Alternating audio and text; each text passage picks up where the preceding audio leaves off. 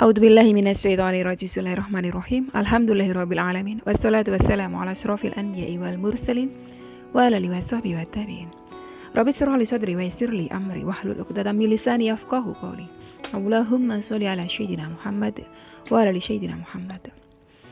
Assalamualaikum warahmatullahi wabarakatuh. Sobat winner semuanya yang dirahmati oleh Allah Subhanahu wa taala dimanapun berada. Saya mendoakan semoga sobat winnerku semuanya selalu dalam keadaan sehat walafiat, dilimpahi rezeki yang halal, yang berkah, yang thayyib, yang manfaat. Semoga sobat winnerku semuanya saat ini mungkin masih terlilit amanah-amanah hutang, baik riba maupun non-riba. Semoga Allah segerakan kita semuanya terbebas dari hutang, baik itu riba maupun non-riba, dengan cara-cara Allah yang mudah.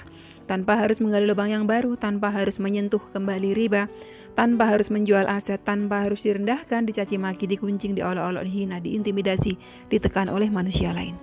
Semoga sobat winnerku semuanya yang saat ini mungkin sedang menghadapi kesulitan-kesulitan hidup, semoga Allah bukakan pintu-pintu kemudahan. Dan untuk sobat winnerku semuanya yang saat ini mungkin sedang bersedih hati, semoga Allah angkat kesedihannya, Allah gantikan dengan kebahagiaan. Buat sobat winnerku semuanya yang saat ini mungkin masih belum memiliki pasangan hidup, semoga Allah segerakan untuk menuju halal bersama dengan jodoh yang terbaik dari sisi Allah Subhanahu wa taala. Dan untuk sobat winnerku semuanya yang saat ini masih belum memiliki putra-putri, semoga Allah karuniakan putra-putri yang soleh-solehah. Untuk sobat winnerku semuanya yang saat ini masih berkutat dalam dosa riba, semoga Allah sentuh hatinya dengan hidayah sehingga mau berhijrah meninggalkan riba untuk selama-lamanya. Dan untuk sobat winnerku semuanya yang saat ini sedang berhijrah, semoga istiqomah hijrahnya. Semoga sobat winnerku semuanya saat ini mungkin memiliki hajat seperti saya, ingin berangkat haji maupun umroh. Semoga kita semuanya disegerakan Allah untuk bisa sampai ke tanah suci, menjalankan ibadah haji maupun umroh. Amin. Amin ya robbal alamin.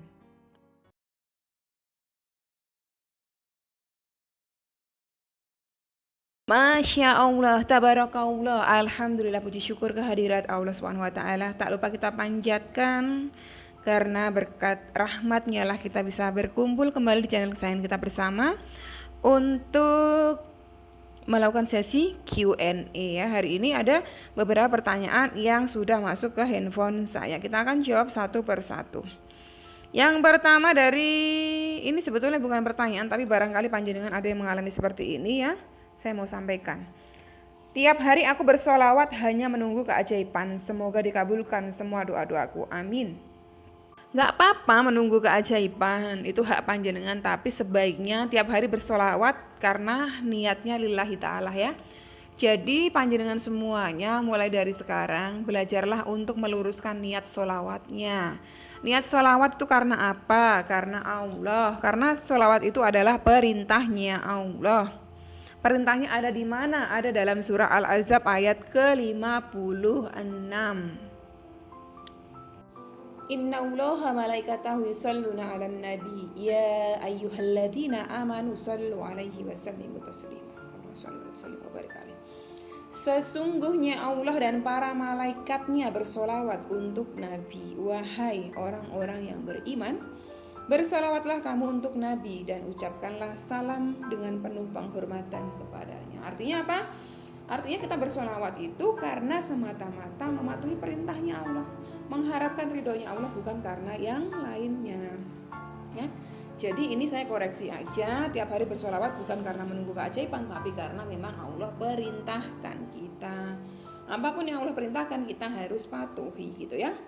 Oke, selanjutnya dari Mbak Pipit Narintaka Chandra Dewi. Assalamualaikum warahmatullahi wabarakatuh. Umi, waalaikumsalam warahmatullahi wabarakatuh. Maaf mau tanya Umi, untuk amalan melariskan jualan itu kan ada yang amalannya sebelum sholat subuh, setelah sholat fajar. Itu kalau sedang haid kan tidak sholat, itu amalannya langsung diteruskan sama yang setelah sholat subuh, bisa ya Umi? Terima kasih. Bisa, silahkan. Jadi kalau enggak sedang sholat, malah begitu selesai amalan yang satunya dilanjutkan lagi amalan yang lainnya. Dari Mbak Juminah. Assalamualaikum Umi. Waalaikumsalam warahmatullahi wabarakatuh. Maaf Umi bertanya, waktu yang baik sholat sunnah taubat itu jam berapa ya? Kalau misalnya waktu sepertiga malam kan barengan sama hajat dan tahajud. Nah itu urutannya gimana Umi, yang duluan dilaksanakan? Mohon jawabannya.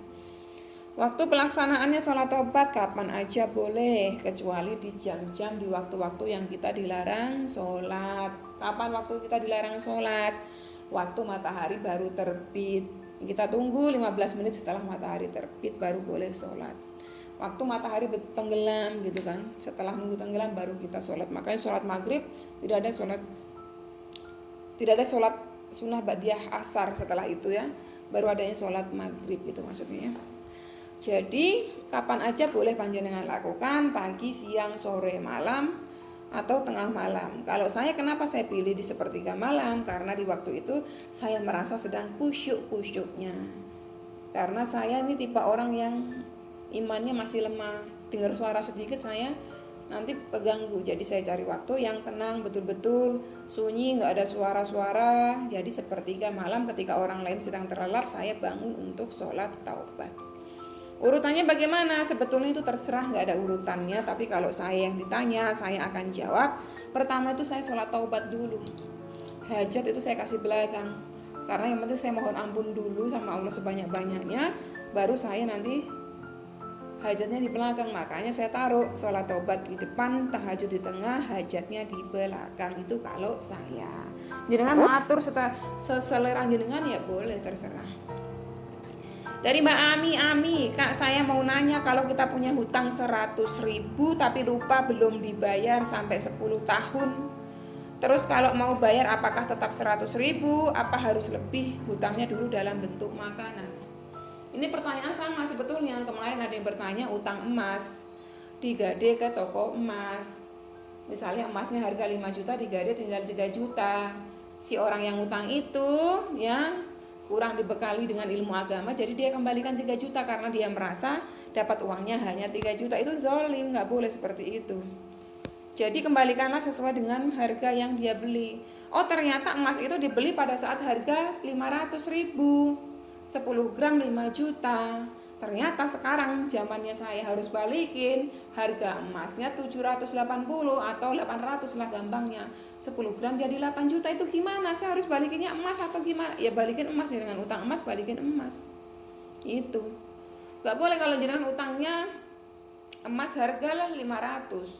Sekarang emas harga 800. Jangan cuma dapat duit 3 juta. Jangan kasih duit 3 juta sama yang punya emas rugi, nggak bisa belikan lagi itu emasnya 10 gram.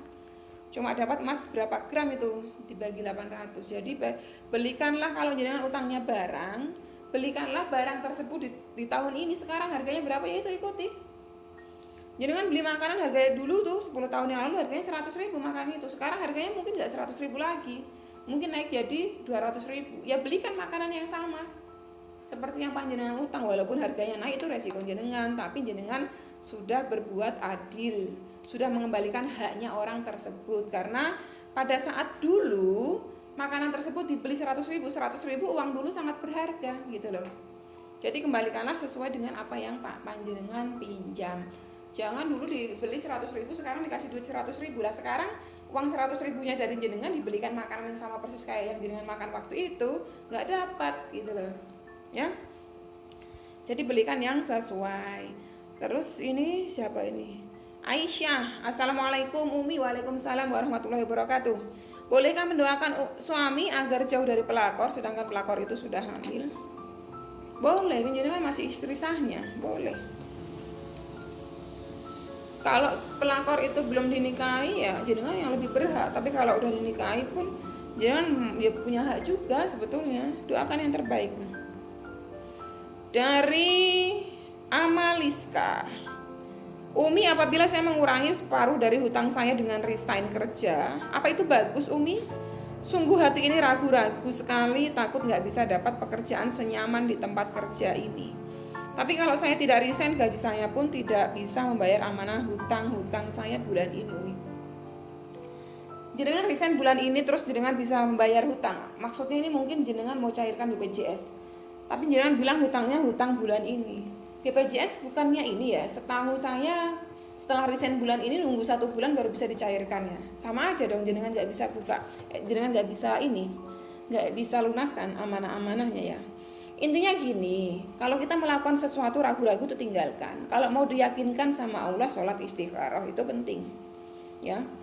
Dan prinsipnya itu, panjenengan kalau melakukan sesuatu itu, timbang dulu mudaratnya sama manfaatnya lebih banyak mana.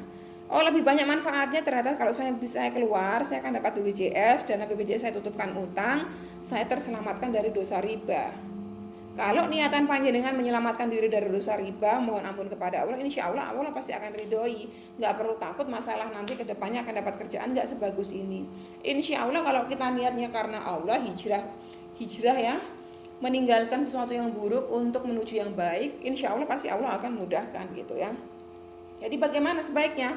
Sholat dulu istikharah, minta petunjuk kepada Allah, mantapkan hati bahwa rezeki itu nggak cuma di perusahaan itu. Yang penting jenengan yakin keluar dari perusahaan itu riba jenengan selesai, jenengan terlepas dari dosa riba gitu loh. Itu paling penting. Melakukan apapun kalau niatannya karena Allah, oh Allah perintahkan saya jauhi riba, saya pengen menjauhi riba, tapi satu-satunya jalan adalah keluar dari pekerjaan. Minta kepada Allah, ya Allah ya Rabb, saya keluar dari pekerjaan ini supaya hutang riba saya bisa lunas. Itu. Jadi boleh-boleh saja. Oke. Itu aja ya, udah cukup sampai di sini dulu video Q&A-nya. Semoga bermanfaat buat panjenengan semuanya. Wassalamualaikum warahmatullahi wabarakatuh.